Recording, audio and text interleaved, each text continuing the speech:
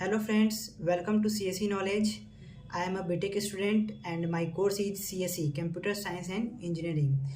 Friends हम यहाँ पे 3 प्लेलिस्ट बनाएंगे, एक इंजीनियरिंग मैथमेटिक्स 3 की, एक DSA की डाटा स्ट्रक्चर एंड एल्गोरिथम और एक DLI की digital logic and IoT system. तो सबसे पहले हम देखते हैं इंजीनियरिंग मैथमेटिक्स में हमारा यूनिट 1 क्या है, पार्शियल डिफरेंशियल इक्वेशन। हम पार्शियल डिफरेंशियल इक्वेशन को देखेंगे। मेनली पार्शियल डिफरेंशियल इक्वेशन क्या होता है पहले वो देखते हैं।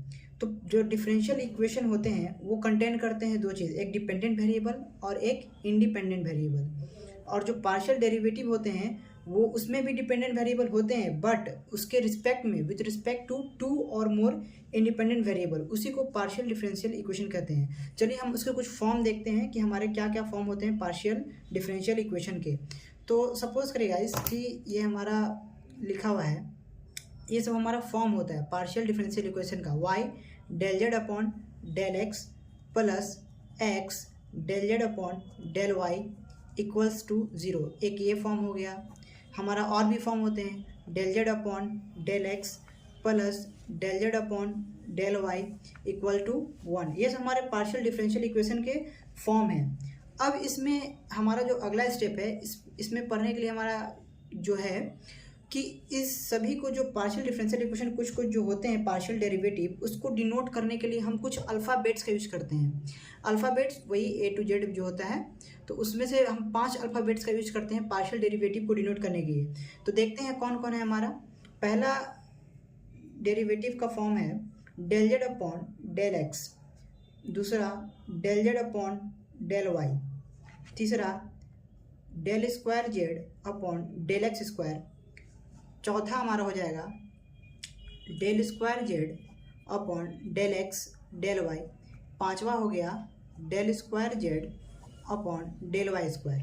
तो इन सभी को डिनोट करने के लिए हम लोग एक स्पेशल अल्फ़ाबेट्स का यूज करते हैं, जिसमें उसको नोटेशंस भी कहते हैं। तो del Z upon del x को डिनोट करने के लिए P का यूज़ करते हैं, del Z upon del y को यूज़ करने के लिए Q का, del square Z upon del x square को R से डिनोट करते हैं, और del square z del x del y इसको डिनोट करते हैं S से, और del square Z upon del Y square इसको डिनोट करते हैं T से।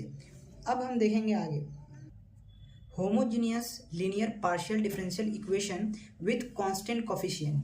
तो गाइज होमोजीनियस, होमो का मतलब क्या समझते हैं हम लोग, होमो मीन्स सेम, होमो का मतलब सेम। तो यहाँ पे क्या होगा, जिसके जितने पार्शियल डेरिवेटिव होंगे सबके डिग्री क्या होंगे, सेम होंगे, यानी डिग्री 2 होंगे, तो हम उनको homogeneous linear partial differential equation कहेंगे।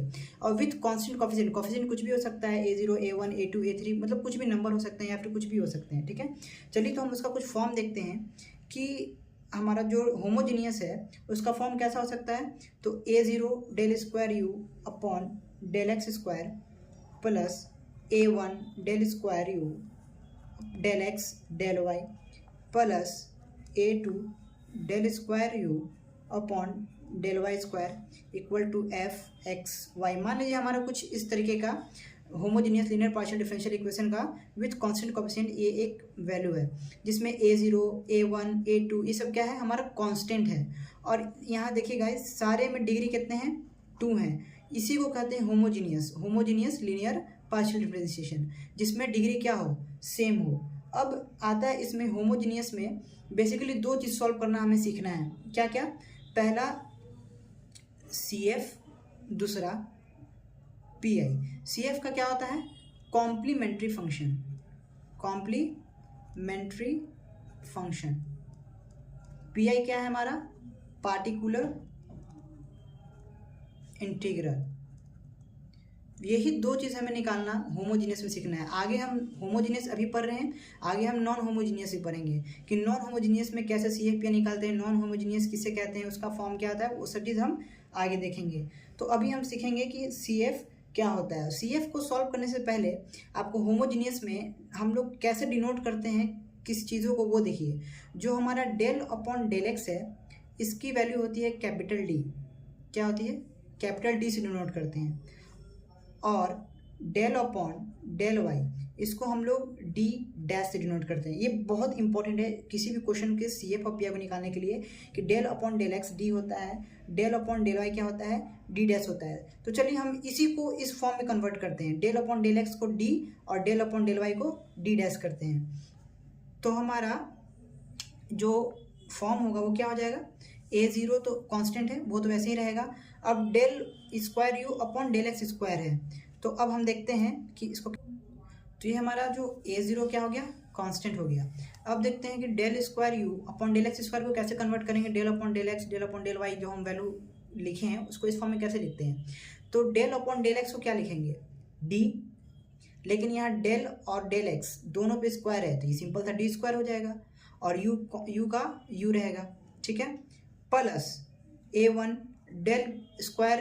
यहाँ पे देखिए, यहाँ पे बहुत समझने की चीज़ है कि डेल स्क्वायर तो है लेकिन यहाँ पे एक डेल एक्स है एक डेल वाई है, तो इस केस में क्या करेंगे कि एक डेल को डेल एक्स के साथ दे देंगे, एक डेल को डेल वाई के साथ दे देंगे। तो डेल अपॉन डेल एक्स क्या हो जाएगा, एक डी हो गया। अब क्या बचा, एक डेल का हम यूज़ कर लिए और डेल एक्स का यूज कर लिए, अब क्या बचा, डेल अपॉन डेल वाई। तो डेल अपॉन डेल वाई क्या होता है गाइज, डी डैश, तो डी डैश हो गया, यू जैसे का था वैसे यू लिख दिए। अब देखिए ए टू है, ए टू लिख दिए, del square u upon del Y square, अभी आप जैसे कि similarly del square upon del x square को क्या किए, डी किए, डी स्क्वायर किए, तो del square u upon del Y square को क्या करेंगे, डी डैश का स्क्वायर, और जो यू एज इट इज लिखा जाएगा एफ एक्स वाई, ठीक है। तो अब इसमें से क्या करते हैं, सॉल्व करने के लिए अगला स्टेप क्या होता है कि हम इसमें से u को बाहर निकाल देते हैं, common, d d dash plus A two d dash square, u equals to f x y. चलिए गाइस, अब हम एग्जाम्पल लेते हैं, उस तरीके से क्वेश्चन सॉल्व करेंगे तो क्लियरली समझ में आ जाएगा। अब हम लोग सी एफ और बी क्वेश्चन देखते हैं, सी एफ का कॉम्प्लीमेंट्री फंक्शन का। चलिए गाइस, अब हम लोग देखेंगे कॉम्प्लीमेंट्री फंक्शन क्या होता है। तो सपोज करिए कि एक इक्वेशन है del square Z upon del x square, del square Z upon del x del y and plus del square Z upon del Y square equals to 0। तो जैसा कि हम अभी पहले देखें कि जो हमारा डेल अपॉन डेल एक्स है वो क्या हो जाता है, डी, और हमारा डेल अपॉन डेल वाई है वो क्या हो जाता है, डी डैश। तो इस इक्वेशन को कन्वर्ट करेंगे तो क्या हो जाएगा, d z d square z, del upon del x d तो स्क्वायर है तो डी स्क्वायर। सिमिलरली अब देखिए यहाँ पे del upon del x d होता है, डेल अपॉन डेल वाई क्या हो जाएगा, डी डैश हो जाएगा Z, plus del square Z upon del Y square क्या हो जाएगा, डी डैश का स्क्वायर जेड इक्वल्स टू 0। अब देखिए इसमें से जेड कॉमन लीजिए तो क्या हो जाएगा, D square plus D d dash plus D dash का स्क्वायर z इक्वल्स टू 0। ये हमारा रूल्स है कॉम्प्लीमेंट्री फंक्शन को फाइंड करने का। सबसे पहला रूल्स क्या है कि डेल अपॉन डेल एक्स को डी में कन्वर्ट करिए, डेल अपॉन डेल वाई को डी डैश में कन्वर्ट करिए, उसके बाद उस इक्वेशन में से z को कॉमन लीजिए। अब ये हमारा हो गया पहला स्टेप। दूसरा स्टेप हमारा क्या है गाइस, दूसरे स्टेप में हम ये करते हैं कि डी को क्या कर, डी में अब डी को कन्वर्ट करते हैं एम में, हम ऑक्सिलरी इक्वेशन बनाते हैं। तो ऑक्सिलरी इक्वेशन बनाने के लिए क्या करते हैं, डी को कन्वर्ट करते हैं एम में और सिंपली डी डैश की वैल्यू रख देते हैं 1, डी डैश की वैल्यू क्या रख देते हैं 1। अब इसमें इसकी वैल्यू को इसमें पुट करिए तो क्या हो जाएगा, M square plus M plus 1 equals to 0।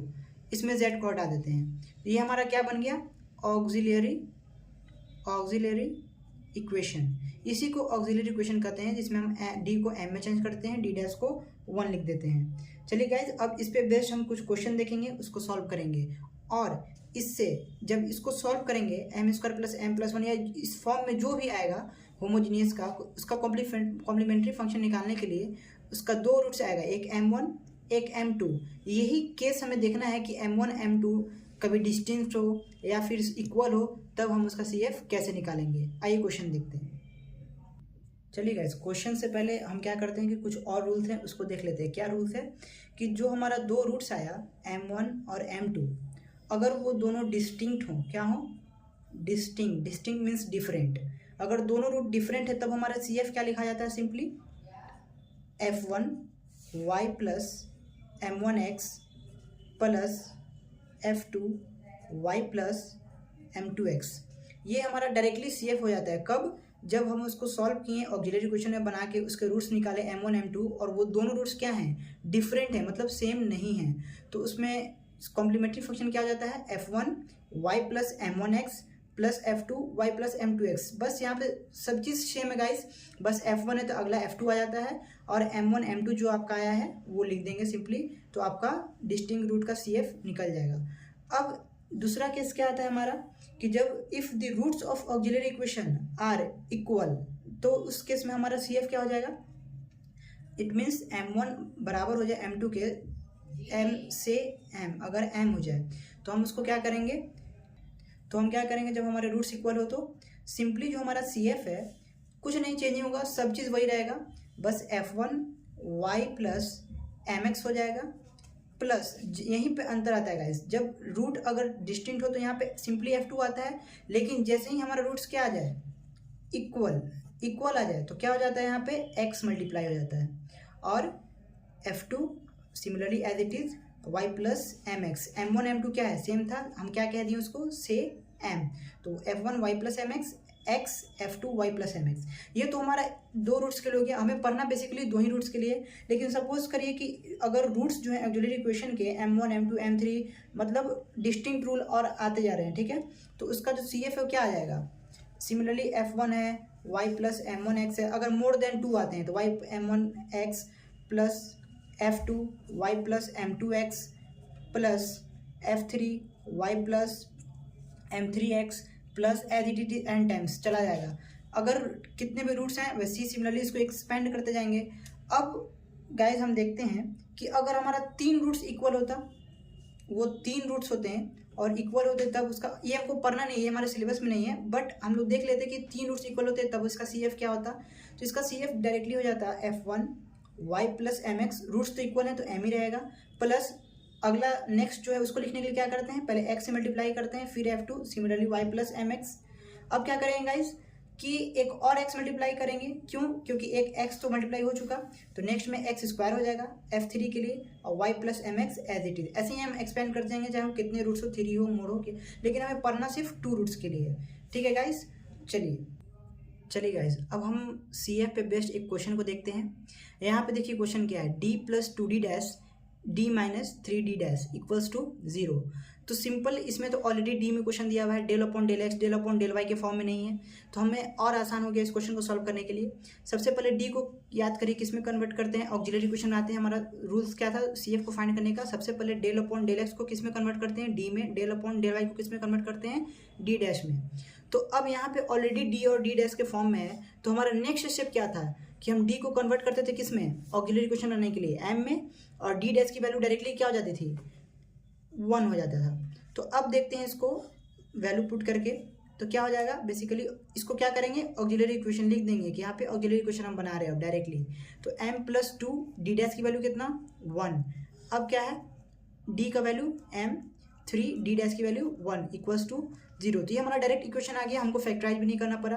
क्या क्या आ जाएगा, m इक्वल्स टू -2 और m इक्वल्स टू 3। कैसे, तो m प्लस 2 को जब आप इक्वल करेंगे 0 से तो m की वैल्यू -2 आ जाएगी, और जब m -3 को इक्वल करेंगे 0 के तो m इक्वल टू कितना आ जाएगा, 3 आ जाएगा। तो ये हमारे दो क्या आ गए, रूट्स आ गए, उसी को हम लोग क्या कह देंगे, m1 और m2 क्या कह देंगे, यानी हमारा m1 की वैल्यू सपोज करिए -2 आ गया। आप किसी को भी m1 ले सकते हैं, किसी को भी m2 ले सकते हैं, इसके लिए कोई बाउंडेशन नहीं है, ठीक है। तो अब याद करिए गाइस, हम लोग CF निकालने के लिए डायरेक्ट रूल्स क्या पढ़े थे कि अगर दो रूट डिस्टिंक्ट हो तो सबसे पहले क्या हो जाता है, f1 y plus mx, y plus mx, m1x, जब रूट डिस्टिंक्ट हो तो m1 क्या है, -2, तो -2 दे देंगे, और x ये हो गया हमारा f1 y plus mx plus f2 y plus m2x, m2 की वैल्यू कितना है, 3 है, 3x। तो इसी को आप सॉल्व करेंगे तो f1 y माइनस 2x आ जाएगा plus f2 y plus 3x आ जाएगा। ये हमारा क्या हो गया, कॉम्प्लीमेंट्री फंक्शन का इक्वेशन हो गया जो हमें लाना था। ये हमारा आज का एक क्वेश्चन हो गया गाइस। तो ये हमारा CF का क्वेश्चन सॉल्व हो गया गाइस। आज के लिए लेक्चर यहीं पे एंड करते हैं। अगले लेक्चर में हम लोग और क्वेश्चंस करेंगे कॉम्प्लीमेंट्री फंक्शन पे बेस्ड, और पार्टिकुलर इंटीग्रल के 2 मेथड एक मेथड देखेंगे, क्या, solve method. Short method particular integral का नेक्स्ट लेक्चर में हम लोग देखेंगे। Okay, thanks.